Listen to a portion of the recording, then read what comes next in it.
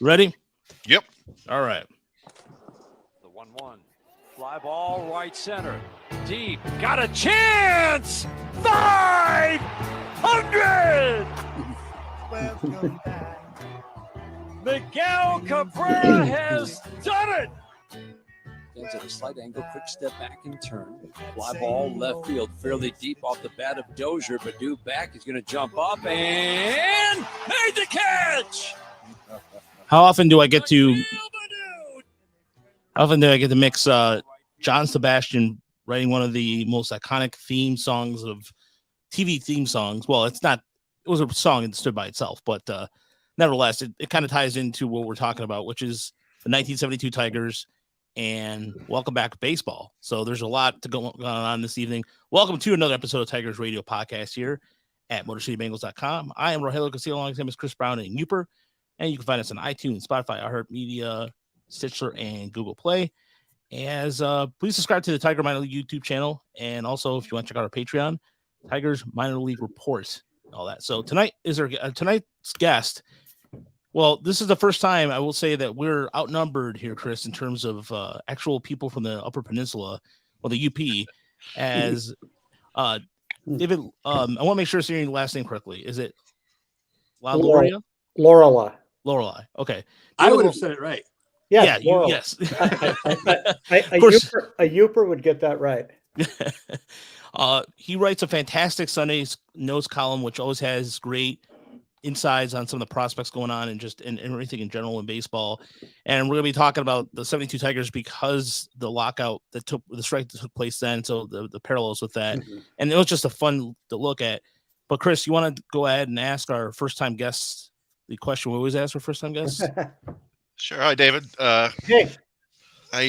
So we always just like to hear about our guests' earliest baseball memories.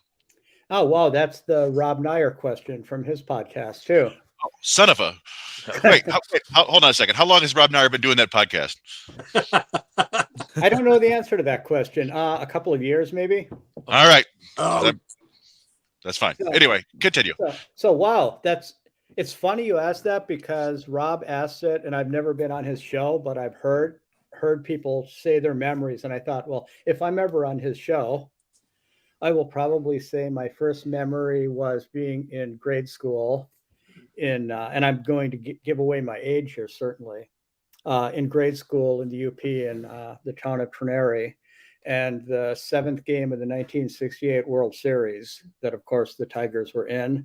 They brought a small black and white TV into the study hall, and everybody got to watch whatever, maybe like the last hour, maybe.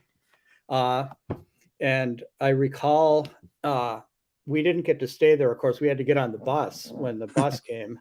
And the last thing I heard was Mike Shannon homering in the top of the ninth inning to make it 4-1. And then I went out to the bus.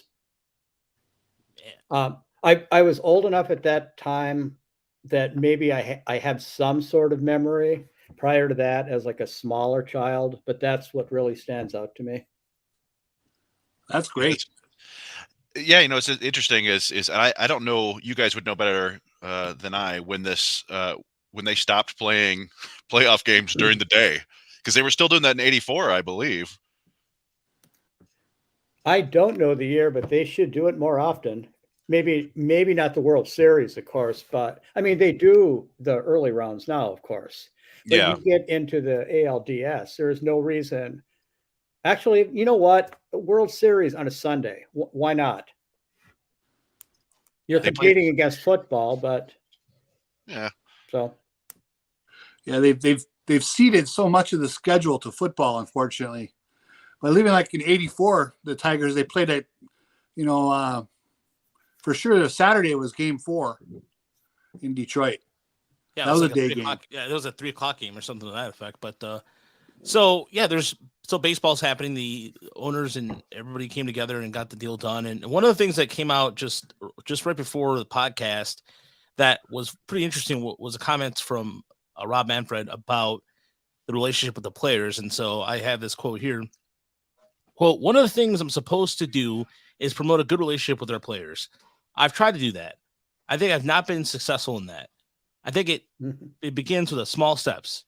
It's why I picked up the phone after the ratification and called Tony Clark and expressed my desire to work with him.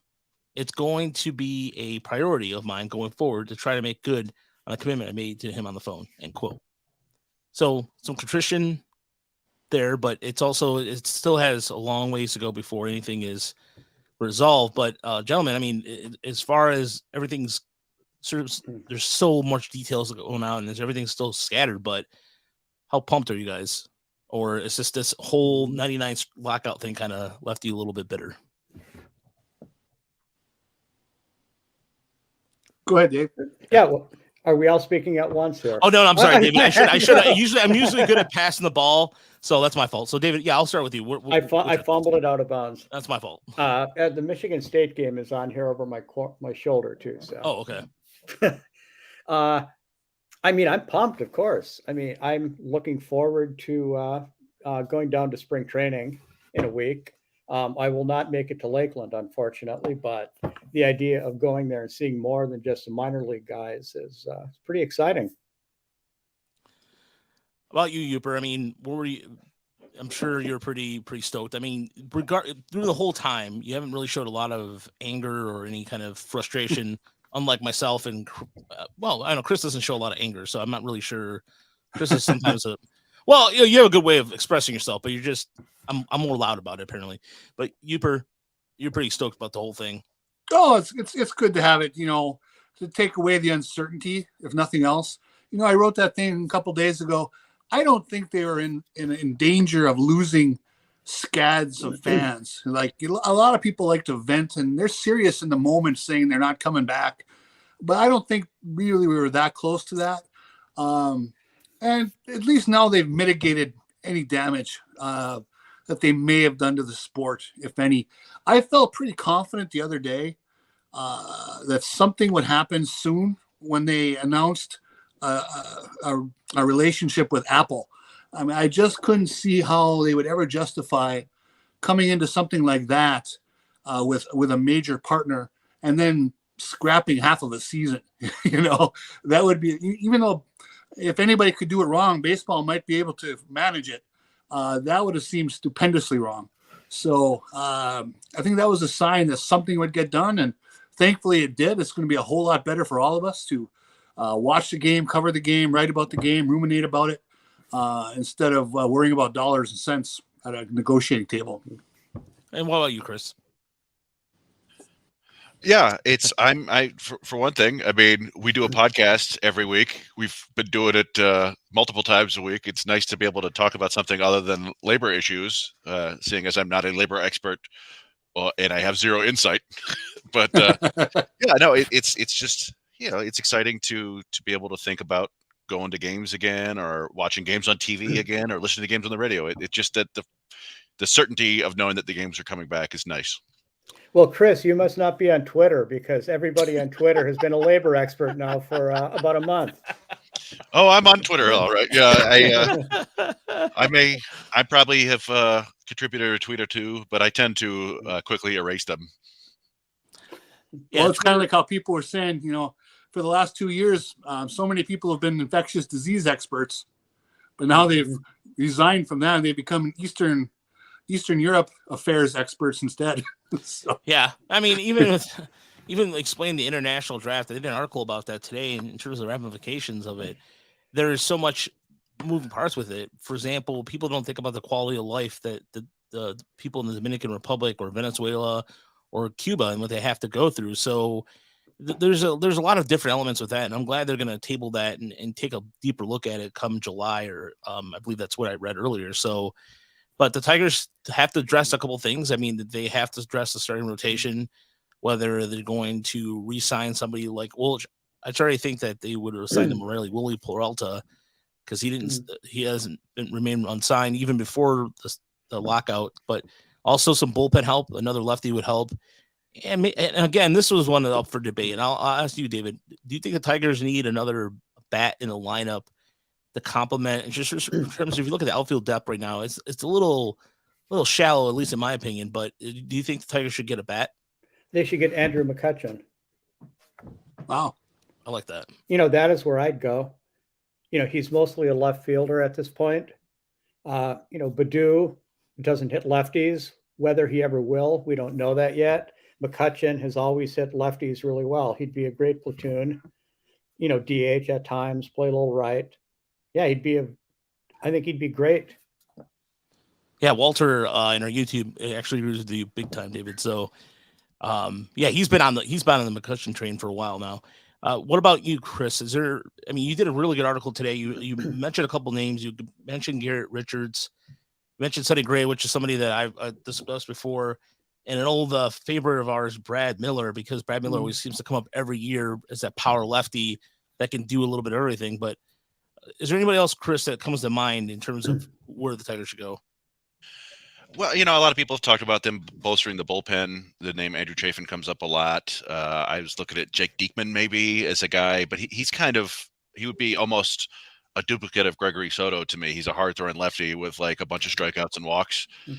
But yeah, there are handfuls of guys out there that there's going to be a flurry of movement here in the next week or two. And I suspect we're going to see a lot more spring training invites with, whatever attached to them than we have before. So I don't know. I don't know if teams are going to try to now wait the free agents out and get them that way, or if they're going to strike quickly and get, try to get a quick deal. But I do think that they need starting pitching depth in a big way, just because starters always get hurt, and almost all of their depth on the 40-man is completely inexperienced, like guys who literally haven't thrown an inning in the majors, and the only one who has is Ronny Garcia, who's thrown like 20 innings. Yeah, there's one name that I like too that I wrote about a couple of weeks ago. I thought in terms of Matt Strahm, you mentioned too, right, Chris, just now, in terms of Matt Strahm. Oh no, I'm sorry, I thought you were mentioning him before. Maybe it was we were talking earlier. I think he's a different type of lefty compared to the Gregory Soto. He's got better control. You can give him maybe a option to camp based off his injury history, because he's had his knees, both his knees, he's had some sort of injury history with. So, Yooper, before we move on, was there anybody else that comes to mind for you? I know there's one bat that I can remember off the top of my head, and that was Michael Conforto, correct? Yeah, Conforto, absolutely. Yeah. I do like the idea of Mccutchen, though. Definitely. I think that's a great one there, David, for the platoon reason. And then depending on, where you stand on veteran presence, certainly he could be that. And the Tigers are still, even with Miguel Cabrera on board, still a fairly young team. So Mccutchen could definitely fill a veteran presence role there. So I like it. But I think the big thing now is pitching depth, only because, they've lopped a week off the schedule, but they're still going to try to get 162 games in, no 7-inning games. And they're still not going to pile a ton of innings on Skubal and Mize and Manning. So I think they definitely got to find a couple of arms with some talent and have that, in the system somewhere. Yeah, especially because is Matt Manning ready to get a step up and go to the rotation full time? And there were some numbers indicated, as you mentioned this before, Chris, about his. He got better towards the second half of the season, but is he going to be ready for a full season in the rotation? We'll see. But I think that Manning, in addition to they signed. I'm trying to think of the other. There's a couple minor leaguers right now that come to mind that they could use as a potential to make as long relievers. But right now, as in terms of starters, it's a little bit of hodgepodge. But so one of the things I wanted to move on to was I wanted to get into the 1972 Tigers, and the reason why we wanted to bring David on, because we were talking about last week, we talked about the 2013-2014 Tiger squad, and this is the 1972 team. For those, I know we have some younger folks in the audience, but that 1972 Tigers team, in terms of, the more I look at that team among the teams that gave Oakland a problem during their run, it was that 72 team. Would you say that is correct, David? Oh, absolutely. Yeah. One quick thing going back to the pitching, Chris had mentioned Garrett Richards. Something to consider there is Richards was a witness in the Skaggs death trial, the opioids thing. And I know that he allegedly, I don't know if this has been proven, was in contact with, the defendant, about wiring money to him. So while nothing may happen, there may be innocence there. I'm not suggesting that Garrett Richards is guilty of anything. Something could creep up in the future with that. But yeah. I remember I speculated in my head without ever saying this out loud if maybe the Tigers knew a little bit more about that. It was part of the reason why they didn't pursue CJ Cron again, because he was also involved in that. But also Garrett Richards was one of, if we remember when the sticky stuff was coming out, remember the text messages with it was like Verlander, everybody was going to the Angels for that. And Garrett Richards was one of the people whose spin rate went down the most. Not necessarily the most, but he was definitely affected adversely by the spin rate stuff. So, he was affected greatly. I mean, yeah. I'm in Boston where he is. Yeah, he kind of fell off a cliff a while. He had to reinvent himself a little bit, like Matt Barnes did as well. Yeah, went from an all-star to suddenly not spinning the ball. Yeah, it was tough, and then so the Red Sox eventually moved him to the bullpen, and that was basically was my contention with him was. And there are other pitchers like this, that somebody who could theoretically be, compete for a spot in the rotation. And if it doesn't work out, then help fill in the bullpen, because the Tigers need some more flexibility there, I think, just to find some innings. But anyway. Yeah. On the 1972 team, though, an interesting thing there is, who was the closer on that team? Do any of you know that off the top of your head? That'd be John Hiller, wouldn't it? No, that was Hiller's first year back from the heart attack. So he was not yet. Was it Chuck Seaback? It was Seelbach and Fred Sherman both. Okay. Seelbach, of course, fascinating because he pitched almost his entire career that season. I assume he got hurt after that year. I don't know that, but he pitched, maybe 60 of his 75 major league games that year. And he was very, very good. And that was one of the last years that, correct me if I'm wrong, that was one of the last years the Tigers really kind of used more or less they had Woody Fryman in the back end of that rotation, but it seemed like it was more, you're talking about a bullpen that was essentially at times almost 9 guys, essentially, or even 8 in terms of how many innings used, because it just seemed like a hodgepodge of guys. But in terms of starters, the number that stands out, it was with Mickey Lolich's 372 innings. Just still blows my mind. And Joe Coleman, who is a very, very underrated pitcher for a long time. They had pitching back then. They had people remember the hitters. The pitching really helped carry the team that year. Yeah, one of the things about that team too that I particularly found interesting is the fact that you have it was an older team in terms of the offensively speaking. But you mentioned Joe Coleman and the pickup of Woody Fryman until probably Doyle Alexander in '87. That was a huge part of the Tigers kind of clinching the division, because Fryman, in terms of just being a guy, went in there, and I thought that among the moves that they made, it really solidified them in terms of getting a veteran starter, and that was something that. Maybe it wasn't discussed enough, but I don't know. I thought that Woody Fryman made a difference for them to win the division. No, he made a big difference. That team it fascinates me so much, because you look at another of the starters was Bill Slayback, who was very good for a very, very short time. And I'm assuming a lot, you guys and maybe some people watching and listening know that he wrote and performed the song "Lookout, Babe, Here Comes Henry." Yeah, are you familiar with that? Yeah, he co-wrote it with Ernie Harwell, and it was released as a 45 while Slayback was pitching for the Tigers. And I believe it was 72 that single came out, as Hank Aaron was approaching the home run record. Well, I didn't. I knew that Ernie had played a role in that, but I didn't know about Slayback. That's really cool. Now, he was the recording artist. Another thing about that season too, and that stands out, and we have some questions in YouTube. We'll get to those shortly, I promise. And we got some questions online too. But One of the things that also I remember that helped out the Tigers too was the season started a little late. The season started, I believe it was 2 weeks after the regular season was supposed to begin. I think, yeah, it was a very short strike. I think it was the first strike in MLB history, but I think it was settled in maybe like 13 days, unlike this year's mess. Yeah. And also another thing about that team, in terms of the bird thing, I mean, talk about Mark Fidrich in 1976, but there's something I found. Tom Timmerman was known as the Rooster. That was his nickname, the Rooster.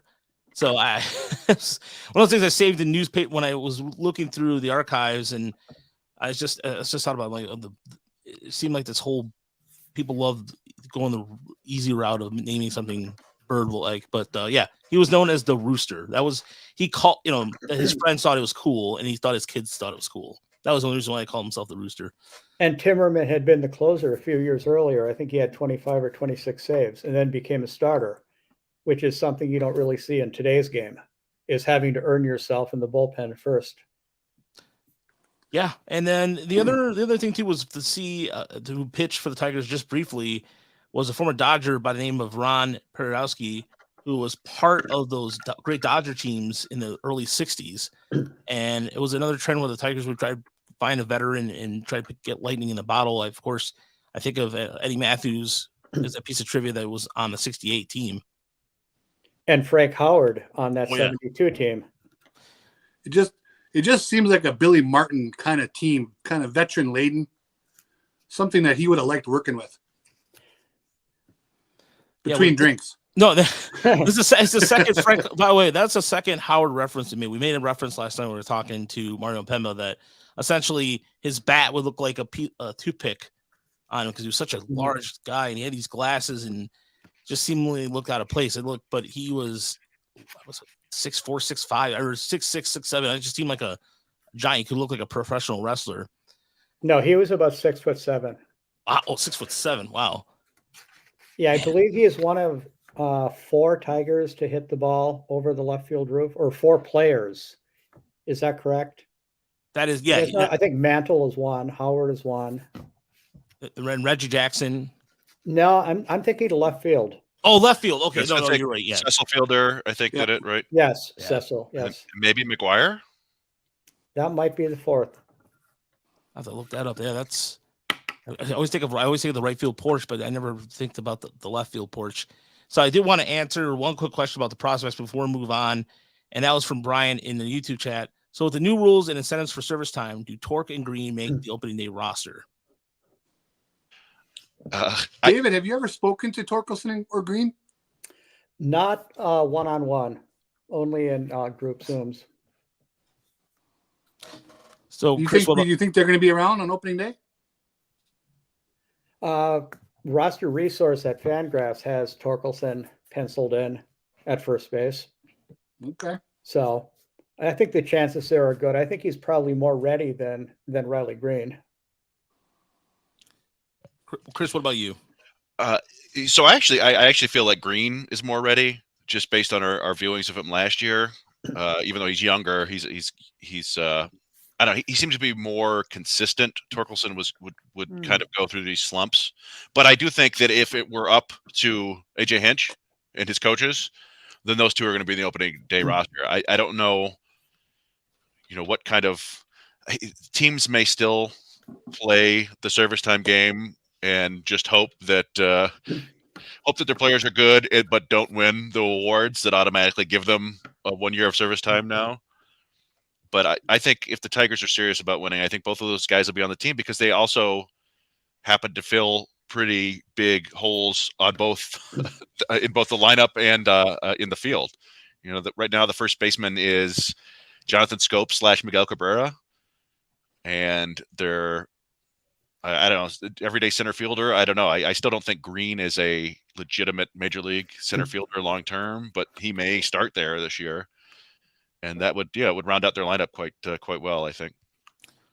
And what I saw from Torkelson last year, we did see something that was evolving. And when we were in Toledo last year, he started taking the ball to the right field. And at first, it was kind of like a slow progress. But then a couple weeks later, we went back and he was like stinging the ball the right field hard. And to see those kind of changes from West Michigan on, and we saw him at all three levels, and it was astonishing that when he was at West Michigan, he was a little selective, it was over swinging, and then in Toledo, everything was just, it was hard contact. And I think he's going to make the team out of spring training. And I think the reason why I think Green, based off what we've seen, is because if you look at the 4 foul field situation right now, you have Derek Hill, you have Victor Reyes, you have a hodgepodge of kind of guys who may or like not.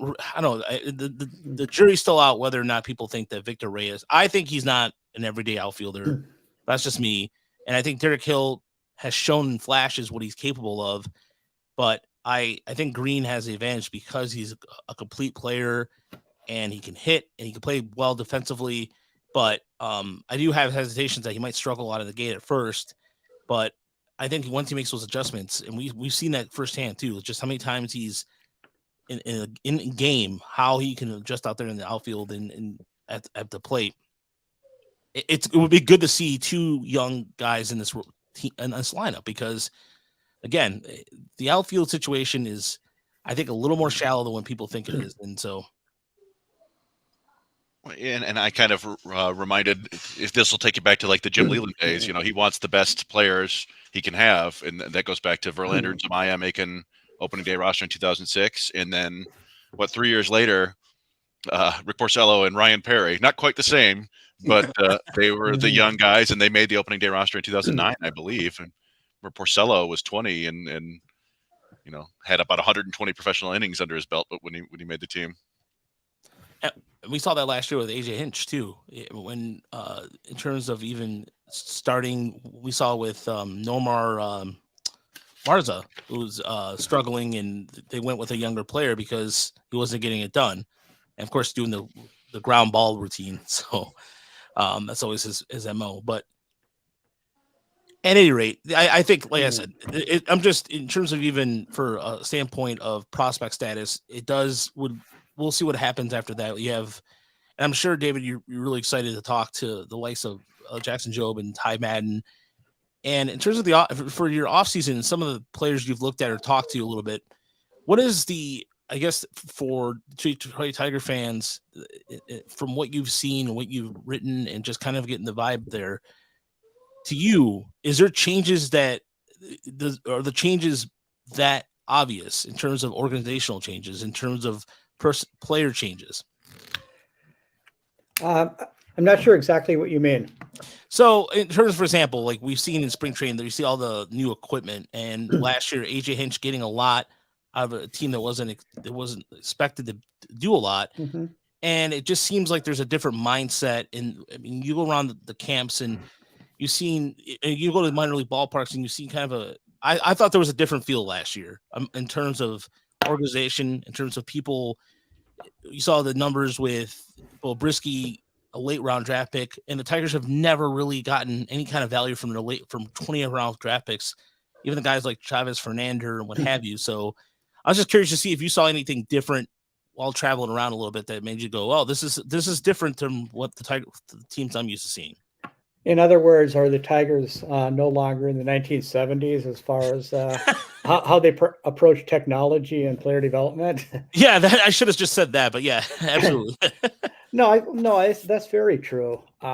When I spoke to Eric Haas on my annual Detroit trip last year, and wrote about him, that's what we talked about a lot, about what he saw coming over from Cleveland, who is, of course, very cutting edge, on the early side. And when he got to Detroit was right before they started to make that jump. And Eric Haas talked about that. He said a lot of changes got made and the team got a lot, I don't know if he used the word smarter, but I think it's pretty accurate. David, if baseball's a town, I consider you a man about town. I feel like you're always a couple times, I think in the last 6 or 7 years, I've been at West Michigan interviewing players while you were a couple rows down interviewing players at the same time. And yeah, that Haas interview, I know we used for several Motor City Bengals articles, and I believe one about Ryan Kreidler too, about his making a swing change or something prior to last season that tapped into his power. So it's fun having you as a resource there at FanGraphs, and also nice knowing that you're a Michigan native. I know somebody was just asking about Kreidler, but I don't know if any of us have any particular insight there. I think he hit a home run today. Yeah, I will send the bill if you're borrowing all of my so-called expertise. No, I certainly hope to make it to West Michigan again this year as well. That's usually an annual trip for me. Yeah, and as far as Kreidler goes, I think that it's going to take him a little bit more, maybe another year, or maybe a half a season in Toledo. But I thought when the power surged out there in Toledo, it was kind of where I know Toledo was using different balls than they were in Erie. So, and then even in the last 10-game series of the year, they were using, I think, the ticky-tack baseball that's been for the home stretch. So I like to think that, I mean, in terms of defensively, Kreidler may play third. I think he could play multiple positions, but as far as his bat's concerned, you want to see a little bit more of the strikeouts cut down. But I don't know. That's just, I think Kreidler's just not too far away. At least the idea of Kreidler at third is interesting because I think Candelario might be the best player on this team going forward, with the exception of the ceilings of guys like Green and Torkelson. Yeah, and the thing about Candelario, and I've always felt like I've had to stick up for him in some ways because everybody, I feel like there should be more set. I don't know about you guys, but I think that Candelario is very underappreciated in his talent a little bit. I mean, in terms of just popularity, I would think as a player, he's done more than proven himself. And I've gotten in arguments with people saying, well, it's just, you know, he stands out on a bad team. But last year he solidified his shortened 2020 season with a solid campaign and again, leading the team in offense. So Candelario he's arbitration eligible. So there's going to be some talk about his contract. So as far as trade bait or anything like that, I don't see the Tigers do anything with that, but it does bring a case with Kreidler. If they wanted to, I think they would have to see what they have with Kreidler before they would make anything. But I don't know. I think Candelario is so popular among his teammates. He's a good teammate. I don't see that happening. And I keep seeing people saying, well, they have to do something with him or Paredes. And that's another thing I want to ask guys in terms of Isaac Paredes. What's his role? Does he have I'll start with you, Chris. Does he have a role going into this team, going into 2022? It's hard for me to find a place for him, particularly if Torkelson comes up and is playing first every day. Then Scope is back at his natural second base, and then Paredes you assume he's a fifth infielder or he's down in Toledo or he's a trade chip. But that's kind of where Kreidler finds himself now too, because I know they said he played three positions today, and he does seem like he can handle second, shortstop, and third. But and it's nice to have that depth at Toledo, but at a certain point you want to get, major league value for your players, and whether that's them playing for you or trading them. And oddly enough, if you look at the Tigers farm system now, they have a handful of left side infielders kind of that are noteworthy, at least. So they may be able to trade from that surplus, if you will. Could it be Paredes? Sure. They may want to try to build back his value, though, because he doesn't strike me as having a ton of value at this point. Oh, you, David. Well, one thing is coming to mind is you always have to be careful about thinking, well, we have depth at this position, we can trade, because guys get hurt all the time. Guys underperform all the time. So, depth is a good thing to have. If you're going to trade a player like that who maybe doesn't have a lot of value, but maybe does have upside, it could come back to bite you. Conversely, you could keep him and he could go the way of so many other players who just never pan out. That's why the front office guys and the scouts, get paid what they do. That's why they get paid the big bucks. Yooper, what about you? Well, I think that with Paredes, he just kind of got to wait it out. He's, I think, deceptively young. They acquired him at an extremely young age. So he's certainly at an age where there could still be some progression left. But I think he's just got to prove it at Toledo. He was, when I saw him last year, he had some wonderful at-bats, but he had some spotty at-bats, which I guess is normal for a lot of young guys. But They can still afford to be patient. I think he's just been in the organization now long enough where a lot of fans are getting impatient about him. But yeah, I still think there's some talent there. The big thing with Candelario is, you know me, I'm in favor of trading anybody for the right price. You know, I'm obviously, and I just don't think. Well, I like him and he's a good player. I think he's the kind of player you can challenge yourself to get better. And if you see a move out there that you think makes the team better, then Candelario goes and you can slot in Kreidler if he's playing well, and that's fine. But so, you know, is Jamer Candelario going to be the difference between the next team that makes the playoffs? You know, maybe, but I don't think it's a sure thing. So I think a trade could be coming this year if he's having a nice summer, and at the deadline someone needs a third baseman or a first baseman. That could be the move that happens. So we did get a couple of questions, Chris. I don't know if you saw the Deadly Ninja Bees question or not, but we did get a couple of questions this evening. I didn't see that. Let me. Okay. I could check it unless you have it right there. Yeah, I could pull it up really quick. Okay. So there's one of our favorite followers on there with the cool name Deadly Ninja Bees had a question in regards to the spend, and this came up a couple times about whether or not the Tigers are going to go after Correa or not. But I just want to say no. No, I don't know if you guys think anybody else thinks otherwise, but I just think that to me, spending that much money on a player where they could use it elsewhere, even with the new CBA agreement and the cap, if you will, I don't see that happening. But that was one of he had a question. He phrased it a little differently. So he asked also, does Torque and Green break camp? So we answer that question, but he phrased it up as, is Illich going to stop being a cheap POS? So, go ahead, Chris. Yoop was going to talk too, but I don't know if he's going to talk about the same thing I was gonna. But It's fine. You would. I just think it's hard to call Illich cheap this offseason to me. When he's clearly not spending as much money as he could, but they have spent a bunch of money this year. And I don't know if you saw, the big thing. What was it last week? Just a few days ago, was that the Tigers were one of 4 teams to oppose the raising of the CBT, the competitive balance tax or whatever, from whatever 210 million to 220 million, I think it was. Yeah. Yep. And so the way that everyone read that was that, that the Tigers and Chris Illich are just being incredibly cheap. But there was an article, I think yesterday, maybe 2 days ago, in The Athletic that actually talked to the CEO of the Diamondbacks, I believe, which was one of the other 4 organizations. Yep.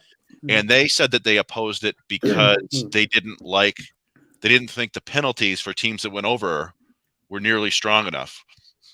So I not to I'm getting kind of into the fine print here, but it doesn't necessarily, just because Chris Illich opposed, or the Tigers were one of the teams that opposed that raise in the competitive balance tax or whatever it's called, doesn't necessarily mean he was being incredibly cheap there. There are other reasons behind it. There probably are, but at the same time, it's one of four guys. And that sort of stands out, at least perception-wise. Oh, yeah. From a PR standpoint, it looks absolutely awful, and I'm sure they never wanted that to come out.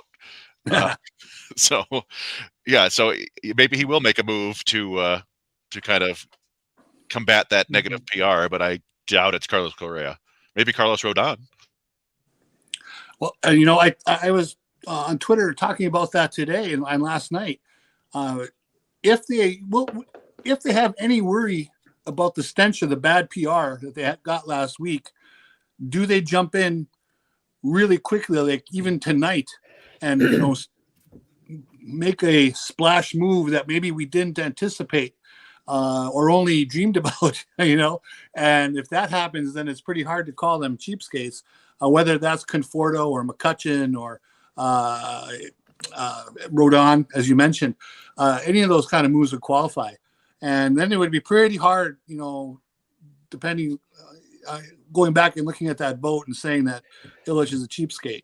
So but they may not care. Maybe they think the bad PR fades in time. Yeah, I mean, to me, I look at it the same way Chris did, and I wrote the red pill, blue pill matrix reference that I don't think a lot of people got, but whatever, I ran with it. But you swallow the blue pill and you believe that Chris Ilitch is fighting for the rights of the team in terms of, I'm not going to let these bigger teams and run all over us and what have you. Or you could believe that the red pill and believe that he's a cheapskate. But there is a lot of moving compartments to it that we will not know. And I think fans have to, in terms of if you look at other teams' division, the White Sox haven't really done much. The Guardians haven't. I think the Guardians are one of a handful of teams that didn't sign anybody free agent wise, I believe. I think the Royals haven't really done much either. The Twins, here's my prediction. Excuse me. This is my prediction for the Twins. I think in the next few weeks, gentlemen, I think the Twins are going to be very active. I just think that they have a lot of things to address in terms of rotation. I don't know about what you guys think of the team that's going to go out and go in a frenzy here, but the White Sox might do something. I don't know. Maybe they won't, but regardless, I think the Twins are going to be the most active team. I don't think the White Sox have to do very much. And I think that the Royals are very similar to the Tigers. They have a ton of young talent and are going to be very good in a few years. If I was the Tigers, I would be very careful about trying to make a splash to show the fans we're ready to win now, because I don't think this team is actually quite ready to contend yet. I think they're a year away. And I think if you spend a lot of money to make a splash, that you don't want to end up going backwards because of that. Yeah, and I agree with you on that, David, because I think that one of the things that stands out to me in terms of even what you guys mentioned earlier is, are you going to tax a new rotation like that? You still have Mize still hasn't pitched above, in terms of where I think it's most innings he's thrown is 125, I believe. So, to that effect, Chris, I can't remember. I thought he hit about 150 last year, but still, it's not, not, you're expecting your top starters to go about 180 now, I think, which is kind of funny to say, but yeah. Or, I'm sorry, I meant to say that 125 before last year in college, because he had some arm problems beforehand. So, and you have also realized that Tarek Skubal, despite his numbers, I mean, he led the league, I think, in home runs given up, like in terms of, like, it was like 37 or something like that, or that effect. But the one other, I think that was in terms of questions, and unless I'm missing something, Chris, did you see any other questions we got this evening? The only ones I saw we kind of already addressed was just like ideas of who the Tigers might want to go after now. I'm kind of with David there. What I don't picture them making a gigantic move, and I don't necessarily think we've talked about it before, where they could theoretically be a better, more talented team this year and still lose more games than they lost last year, just because of the vagaries of baseball. But yeah, I think some small moves on the edges would help, and then you see what your young kids can do. Well, the small moves on the edges, we were talking about the 1972 team earlier, and maybe we can circle back to them more in a bit. Yeah. But they made small little incremental moves to get better, because they were really the polar opposite of this team. They were a bunch of veterans. You had Kaline and Cash, who were nearing the end. They were well up into their mid-30s, and a bunch of guys who were about 30 years old, 31. So it was win now. They didn't really have young players on that team. This is the opposite. This is where you build. And there was even, getting back to the 72 Tigers, the one of the things that stands out to me among, we talked about the pitching earlier, was the addition. You look at a season that coming off the second season in Detroit, Aurelio Rodriguez, who really kind of, in terms of the defensively, would define the team for the next decade. That's one of those moves that McLean just won a Cy Young in 71, right? Was it 71 he won his second Cy Young, or am I thinking 68 and 69? Oh, 68, 69. Okay. Yes. I think he shared it with Mike Cuellar. Okay. One of the four Baltimore Orioles who won 20 games in, was it 71? I think it was 71. They won the World Series. All right, sweet. Okay, so I remember the 4 starters, and I always celebrate little victories like that. But I digress. But defensively, this team, David, this is a very good defensive team. This is still Bill Freehand. He's still 30 years old, but even Ed Brickman, who was a light hitting shortstop, is a light hitting left side of the infield. But defensively, they're very sound. No, they were very sound. And Mickey Stanley, of course, was not quite Mickey Stanley at that age. I think at that time, I think he's probably 30, 31. No, it was a fantastic defensive team in a hitter's ballpark, which is another difference from here. You wonder, what would this Tigers team look like? How would these players perform if they played in Tiger Stadium? Would Candelaria be a bigger offensive star, for instance? We'll never know. Another defensive guy who was good with his bat, too, was Tony Taylor, who the Tigers picked up in June of 1971. And he was a veteran that kind of was good good off the bench. And he played multiple positions. He could play second, third, and first. And I know that Philadelphia, he's very on. I think they had a night for him in Philadelphia not too long ago before not too long ago, he was remembered by the Phillies fans. So that was another veteran that I think doesn't get talked about enough on that 72 team. Is there anybody else that stands out there's a couple bench bats there. Jim Northrup was kind of at that point coming off the bench, correct me if I'm wrong. And then another backup catcher. The Tigers had a lot of these backup catchers in the 70s that crack me up because some of the names like Duke Sims sounds like a Western name. It sounds like some guy that's going to at the OK Corral or something. But is there anybody else on that bench or offensively, or excuse me, in the starting 9 that stands out to anybody? Well, I just like, you look at Freehand probably should be a Hall of Famer, certainly borderline case. Just impressive that his backup was Duke Sims with a OPS plus of 168. Can you imagine any catcher in baseball was sitting with a 168 OPS plus right now? What do you hit? I'm just taking a peek here. I knew it was good, but it was 316, 432, 480. So that was pretty solid number 2 choice. I was also looking, I'm struck by kind of Kaline's last decent statistical year when you look at slash line. Of course, he was 37 years old, and he only played 106 games that year. So obviously, probably some injuries setting in. Yeah, an interesting Kaline thing that I looked up at some point. He ended up hitting 297, I think, for his career. Yeah. Although he just passed 3,000 hits in that final season. Had he quit playing maybe 3 or 4 games, prior to the end of the previous year, he'd have ended up with a 300 batting average for his career. And he, of course, ended up with 399 home runs. Yeah. Of which I know he lost at least one, if not a few, to rainouts. Yep. True story. Yeah, the Tony Taylor thing brings to mind that he was really Tony Phillips before Tony Phillips. Very similar players.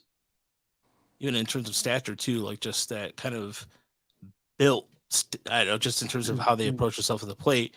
There is something about, I'm going to ask Yooper and David this question, because this is something that doesn't happen today. And actually, the Tigers stopped doing it until the early, I think 91 was the last time they did it. The idea of carrying 3 catchers. What was it? I mean, and that's a little bit about before I was paying attention to baseball. So why 3 catchers? Is there a reason why that was such a prevalent thing? Well, I think partially, it was pre-DH. So you could have a longer bench and not have a DH designated there. But I always liked the 3 catchers because then you don't have to hear some announcer tell us, well, you don't really want to pinch hit for your catcher late in the game. Well, now you can because you have a 3rd catcher. And the bullpens were shorter, so you could afford it to roster a guy like that. No, that's exactly what it was 10-man pitching staffs. Yeah, just seeing some of the numbers in the bullpen in terms of pitch, like kind of going over 100 innings. Bullpen guys were going. That's typical of that period of time. Correct. You look at that. One thing I always jumps out to. I love moments. I was in preparation for this today. I specifically went and looked at the moment in the playoffs where Campaneris fired that bat at Laurent Legros. And just thinking in today's world of social media and Twitter, how often, how the blow up over a moment like that today would have been just insane. I don't know if you guys have seen that play, but it's a dandy. No, I have, of course, from the 72 ALCS. I believe that Campaneris was suspended for the rest of the series, but he then played in the World Series. Yeah. Which is incredible. That's probably a 40-game suspension today. Absolutely. I mean, he fired that bat at him. That was no, hey, I'm going to toss my bat at this guy. That thing was throwing with some malice. Yeah, that was not the the Roger Clemens throw that piece of the bat. Right. Yeah, another thing about that 72 team that I looked up is over the course of the entire season, they were never in first place by more than 4 games, and they were never more than 2.5 games out of first place. So that team was in a pennant race from the first game of the year to that final series, which they, of course, and we somehow haven't brought this up yet, that because of the strike, the Tigers ended up 86 and 70, and the Red Sox were 85 and 70. Yep. They gave them that time. Yeah. And that was something that I know that there was something that was highlighted, that it gave the Tigers an extra opportunity to rest because they were such a veteran team. And that's something that, to me, especially those Boston teams, and before Boston started becoming, they have Louis Tiat, they have Tiat. You know what? I'm Cuban and I can't say his damn name. So do you know who else was on that 1972 Red Sox team? Very briefly, who's that? Rogelio Moret. Really? Yeah. Well, see, I could. Yeah, one of the handful of Rogelios in MLB history. There should be some more Rogelios, in my opinion, but no, it's just like a cool name. No, I think sometimes it's because my brain works 1,000 miles an hour. I tend not to, for whatever reason. I have to slow down and just think about the pronunciation, and it's one of those things where I have to see it. But I do have video of that for anybody who's watching us on YouTube right now. I do have the video of the bat being fired, and it's one thing that when I first saw this, I couldn't. This is something I saw a few years ago. I didn't know this incident happened when I was doing a story on the 72 Tigers, and here it is right here. And things are about to get, right there. And then, I'm telling you, the barrel of that bat misses his head by what, 4 inches? Yeah. And then of course, Billy Martin comes out and gets a little crazy, and yeah, there it is. Are any of you familiar with the podcast The Dollop? No. It's an American history podcast with a couple of comedians. One of them presents a story to the other one who doesn't really know anything about it. And they did a 2-parter on Billy Martin and it was just absolutely absurd. All the different times of him drinking and getting in fights and drinking and getting fights. And it was enough to fill a 3-hour podcast. Yeah, there was during the Yorktown podcast. I don't know if you guys remember this. I don't know if you guys watched this on the on YouTube, but he was a big reason why Ken Griffey Jr. did not want to play for the Yankees, because when Billy Martin was the manager of the Yankees, he told you want kids around, he yelled them, and that was stuck out to Ken Griffey Jr. Fun fact. Wow. Yeah, that 72 Tigers team, or really that whole era, I'm sure you guys know they had so many Michigan natives on that team, 5 or 6 of them. They actually, I think, had a lot of Ohio natives, which is maybe a negative.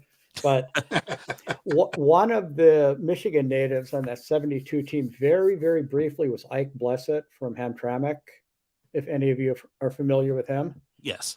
Ike Blessett told me a Billy Martin story several years ago that, and it actually didn't have to do with drinking, but if it is true, it's a story I actually can't share here. Okay. Maybe in private I could, but it was he did what? Billy Martin was a great manager and a very good player. As far as a human being, maybe not. Yeah, that podcast made it pretty clear. It was kind of remarkable but how many times he would come to a team and the team would instantly get better. as a manager. Like, I've always talked about how it's hard to measure exactly what a manager can do, how they can make you better. But for whatever reason, he seemed to have the magic touch there. But yes, not a great person based on what I listened to there. No, I'm sure it's based on a book or whatever written about him. But no. And an interesting thing about the Tigers teams he managed, because they were so veteran, if not old, they didn't have a lot of speed. He loved to run. When he was managing the Twins, I think that was for 1 year, and then he got fired because he was Billy Martin. That was a year that Rod Carew stole home 7 times, and the Twins had multiple triple steals that year. Not double steals, triple steals. They had 2 or 3. Just think about that. That is cool. that's crazy. even, I don't even know. Like, how do you even do that with like? All right, I guess you just run immediately, because you're not going to fool a guy into throwing down to second, I don't think. Well, no, it's bases loaded and somebody steals home, which they did, maybe 10 times that year. I think Cesar Tovar had a few. And if you're the trail runners and you see that, you just go, because the catcher is not thinking about you. He is trying to catch the ball and tag the runner sliding into home. Old Billy didn't care about run expectancy, the charts in those days. No. Well, one thing that's I find interesting, it's sort of perfect, is that I think you guys touched on it. 72 was the last year before the DH, at least in the American League. Now we have it universally. And if you look at league-wide offensive stats for the last 50 years, the 2 lowest batting averages were 1972 at 244 and 2021 at 244. The difference last year is that players are getting on base at a higher rate and hitting for much more power. But I was struck when I was looking at like the team batting leaders, and it was Kaline had that good year, but offensively speaking, you're talking about hitting 260, basically being an above average player. By the way, I don't know if you guys know this about Ike, but he was on the last team before the Taylor team that won the Little League World Series. I don't know if you guys knew that or not, but he was part of the Hamtramck Tigers, and he was part of that Little League World Series team, which was, I think, in 58, 59. I can't exactly remember the year, but that was something I remembered when I was doing some research last year on the the Hamtramck team in general, because there's not a lot of players that have been talked about, but he did play. He was part of that team, so one thing to pass on along there. So that team is enshrined there at the Michigan Baseball Hall of Fame at Lugnuts Park. I'm blanking on the name now, but where the Lugnuts play, the outfield, they have all the plaques for the Michigan Baseball Hall of Fame. And that's right, out there. Yeah, that's definitely worth a piece of history there. And I don't know if you guys are going to check out the Hamtramck State. This year they're going to be doing some things down there among the Saber Society, Southern Michigan. So there's details on that later to come, but there'll be some stuff. We're going to be doing some stuff down in Hamtramck, and looking forward to that. So, David, before we let you go, what do you have coming up that you want to let our fans know? Yeah, anything, articles coming up on outside of your Sunday piece? Nothing Tigers wise. That's a good question. What day of the week is today? It's Thursday. Yeah. I think tomorrow I have a prospect interview to accompany our Red Sox top prospect list. And actually, here, circling back to the 3 catchers, I'm now thinking that the last Red Sox player to hit 400 is actually not Ted Williams. The last Red Sox player to hit 400 being on the roster the entire season was a third-string catcher named Roger LaFrancois in maybe 1980. He went 4 for 10. And he was on the roster the entire year. He was not in the minors at all. Wow. Did not know because he was a third catcher. I think he caught a lot of bullpens. Wow. That's also a really cool name too, by the way. It's not hard to go 400 when you only play a handful of games a year. It's still hard, but David, you're in Fenway so often all summer long, as and also a lot of other ballparks. But for us who don't get there several times a year, is the buzz in Fenway really different than other major league parks to you? compared to some, yes. Compared to others, no. I can tell you that the postseason this past year was absolutely electric, which anybody who saw the games on TV could probably tell that. No, the fans are into it, and you're close. It's like Tiger Stadium was. You are up close and personal, and the history just adds so much to the feeling. Well, you do a good job of certainly making me jealous when you post that this is my office for the night from Fenway. Yeah, you know what though? If I was in Detroit, I would be at Comerica probably just as often, and I think you would be jealous to think that, hey, you're back again. Absolutely. That's probably one of the favorite. One of my, I have season tickets, and I sit in section 328, right above first base. And what I like about that section is, I mean, I'm going to try to get in more of the under the yawning this year when it rains, because I don't care. I don't like sitting in the rain for anything, but it's the view of anywhere in Comerica Park's a good view, and to me, at least in my opinion, no matter where you sit, and the aspect of having the ability to catch in terms of, like, comparatively speaking to Tiger Stadium, where you might have a set behind a pillar, or the bleacher seats, which were never comfortable. I just, even as a safe, I went as a safety, and it would never, I could never, the whole like trough experience. I always talk about that, but it's just something that I know people love the romanticized Tiger Stadium, and rightfully so. But there's some people that kind of look at it as, there's fans who still view the whole tearing down Tiger Stadium as a bad thing. I think Comerica is a beautiful ballpark. That's just, can you see my shirt? Well, I took it out for the podcast. It hasn't been on for probably about a year. It's It's one of those old T-shirts that you can't wear all the time because you've had it for 20 years. I have several shirts like that my wife always get on me, like, Riley, we're going to get rid of those shirts. Never. The best thing to do to support FanGraphs is to donate. There's memberships that go for $5 a month. You can donate a certain amount, or you can do the member gift card for $60. Anything to support FanGraphs. They do such a great job, and this goes and helps some of the staff, and so everybody there essentially, and everybody. We've had Kevin Goldstein on, and we've had Dan as well, Sabrowski, and the entire FanGraphs staff is awesome. So please, if you want to support them, we'll put the link in our podcast.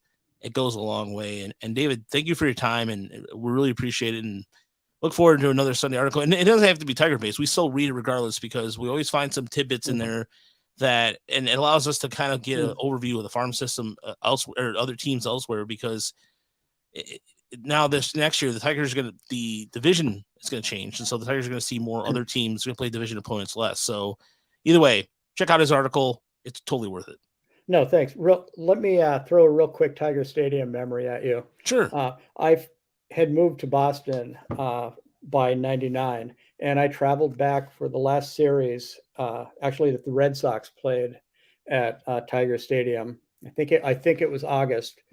And this fits in with the lockout here, because Tony Clark, I recall, hit a foul ball off of the facade of the top deck. Didn't quite make the roof, off of Brian Rose, crappy Red Sox right-hander. Same at bat, he hit one off the facing of that same deck, maybe 10 or 15 feet fair. Same at bat, 2 balls. He'll never, probably never throw that pitch to him again. I think he threw that pitch. So I saw Tony Clark almost hit the roof twice in the same at bat. And that's why I've never heard of Brian Rose. Every team has a lot of Brian Roses. They show up for a couple years, win a couple games, lose a couple games, they're gone. I always think of my favorite prospect before I found out what prospects were all about. Hype was Steve Cersey, they have an award named after him in the University of Tennessee in terms of Player of the Year. But I remember reading in the Free Press all the time, where they always had the local angle too, of the local players are from the area. And Steve Cersey, they made it sound like he was going to be somebody that's going to fit in the rotation along with Kevin Ritz and Scott Aldred, and then he just, those 90s Tigers teams. I think about those rotations all the time, and some of the throwaway names that John Doherty comes to mind too. trying to think of there's another one in there. Scott Sanderson or Scott Sanders? I'm sorry, Scott Sanders comes to mind. The trades back and forth with San Diego. I think you left I'm not sure when you left the UP, David, but as far as when you did, I'm sure there's a time in Tiger history that people just kind of cringe a little bit. Yeah, no, I left the UP and moved to Detroit in '85. Okay, gotcha. All right, so So you were around for the '87 team and what have you. So that's pretty cool. I just thought that, I was just thinking about the along the lines of some of those '90s teams that I still ingrained in my head. But again, thank you for your time. Yeah. We really appreciate it, and everybody will be back next week, and we'll be rolling out the good, the bad, the ugly. We have the inside of numbers, probably some spring training editions too. So finally at baseball, appreciate it. We'll be back.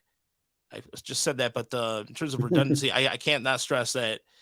Thankfully, we don't have to drag out anything else labor talks, and I don't want to talk about labor ever again. So until next week, everybody, check out our Mario and Pemba interview that I put on there because I felt guilty with the new good news that people wanted to hear Mario and Pemba. So it is now free, available on our podcast. So we'll have plenty of Patreon content behind the wall soon. So until next week, everybody, see ya. And Mario was great. Bring back Mario. Yes, please. Dude, Mario, fantastic. He was so generous with his time yesterday. So, but yeah, check it out for sure.